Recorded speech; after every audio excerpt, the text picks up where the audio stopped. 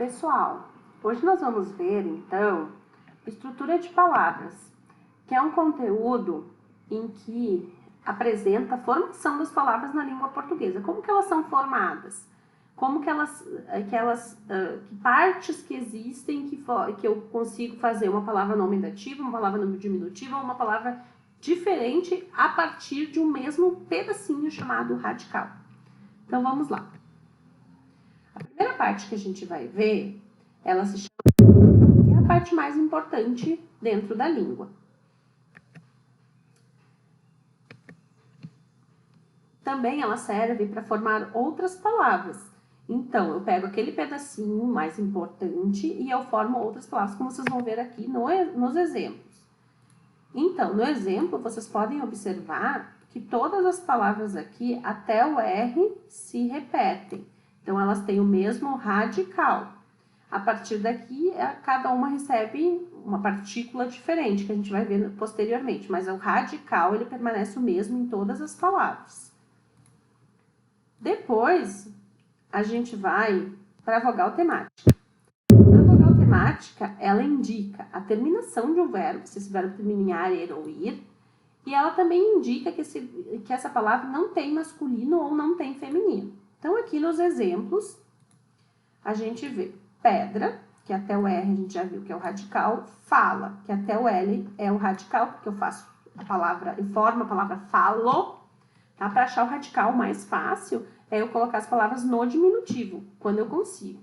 Quando eu não conseguir colocar no diminutivo, que é um verbo, eu faço esse verbo, eu conjugo esse verbo no presente do indicativo. Eu falo. Então, trocou o A por O, então eu sei que o radical vai até o L. E aí, então, essa primeira parte aqui, ela se chama radical, e essas vogais que estão aqui se chamam vogal temática. Por quê? Porque não existe Pedro como masculino de pedra, por isso que esse A é vogal temática. E no fala, como ele é um verbo, então ele é vogal temática. Depois, nós vamos, então, para o tema. O tema, ele é formado pela junção do radical mais a vogal temática. Então, nos nossos dois exemplos aqui, pedra, o radical vai até o R, fala, o radical vai até o L. Depois, o A é vogal temática nas duas. Então, a junção desses dois, juntou aqui, eles dois, e forma o tema. Se a palavra não tem vogal temática, não tem tema também. Então, sempre a formação é essa aqui, tá? E esse tema, ele não quer dizer que seja toda a palavra. Então, pode ser só um pedaço. Por exemplo, se a palavra fosse falaremos.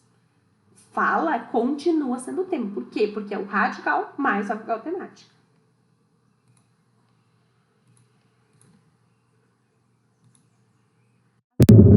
Tem dois tipos de desinências. A nominal, que é aquela que vale para todas as classes gramaticais, exceto o verbo, e a verbal, que vale só para os verbos. Dentro da nominal, ela se divide em dois tipos, a de gênero e a de número. Na verbal também se divide em dois tipos, a modo temporal e a número pessoa. Agora a gente vai ver cada uma delas. A desinência nominal de gênero é aquela que indica o masculino e o feminino de uma palavra. Então, aqui nos exemplos, vocês podem observar que o radical, então formado até o T, por quê? Porque dá para fazer gatinho, moça, o radical é até o C cedilha, porque dá para fazer mocinha. E aí, esse O que está aqui, este A que está aqui, é o que indica que eles são feminino ou masculino, no caso do O masculino. Então, por isso que é chamado de desinência nominal de gênero, porque existe gata. A mesma coisa acontece aqui porque existe moço. Depois, na desinência nominal de número, é quando é o que indica as palavras. E aí, então, aqui nos exemplos, é o S final, esse S que tá aqui, ó, esse S final das palavras, então, é a desinência nominal de número. Por quê? Porque indica a quantia de gatos ou a quantia de moças. Então, a gente sabe que é mais de um. Por mais que a gente não saiba quantos são, a gente sabe que é mais de um. Então, por isso que eles são chamados de desinência nominal de número. Aí tem as verbais. A verbal modo temporal é aquela em que indica o modo e os tempos dos verbos. Aqui eu fiz uma listinha de quais são elas que aparecem nos verbos, para vocês ficar mais fácil para vocês. E aí, então, aqui no exemplo, nós temos um radical. Aqui, porque dá para fazer andou, então por isso que o radical é até o D. O A é vogal temática, a mesma coisa acontece aqui, que o A é vogal temática. E urei e uria. Ó, está aqui urei e está aqui uria. Então, por isso que eles são desinências modo temporal. Eu acho mais fácil, a partir do momento que eu achar o radical, eu começar ao contrário da palavra para classificar. Mas vai da habilidade de cada um. Agora, a gente vai para verbal, número, pessoa. Ela indica a pessoa do discurso e qual é o número, se é a primeira, segunda ou terceira pessoa. Então, aqui eu fiz também uma listinha de quais são as desinências. Esse tipo de desinência só pode aparecer no final do verbo, não aparece no meio. Então, aqui nos exemplos, a gente tem, então, o radical, todas as palavras vão ter radical, é obrigatório. Tem a vogal temática, não é obrigatório, tá? Mas nesse caso tem. A maioria dos verbos vão ter essa vogal temática. Ure, que é aquele que tá lá na outra listinha que nós vimos. Uria também tá naquela outra listinha. E aí, aqui no final, o mos e o s que estão aqui, ó. O mos, que está aqui, e o s, que está aqui. Que é o que forma, então, aqui a desinência verbal, número, pessoa. Aqui.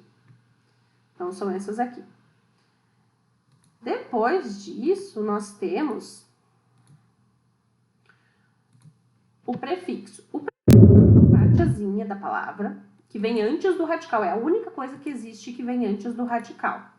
Tá? Ele não tem como eu fazer uma lista para vocês, porque existem milhões de prefixos. Então, não tem como, é só a nível de conhecimento mesmo. Se eu tirar ele da palavra, a palavra continua existindo. Então, por exemplo, aqui, des. Eu tiro esse des, união existe. Eu tiro preconceito existe. Eu tiro antipatia existe. Então, isso aqui se chama prefixo. É só a nível para vocês conhecerem, porque ele é bem complicadinho. Depois, eu tenho também numa palavra, posso ter numa palavra o sufixo, que é uma parte que vem depois do radical. Então, aqui no caso, desses dois exemplos, é o oso e o são.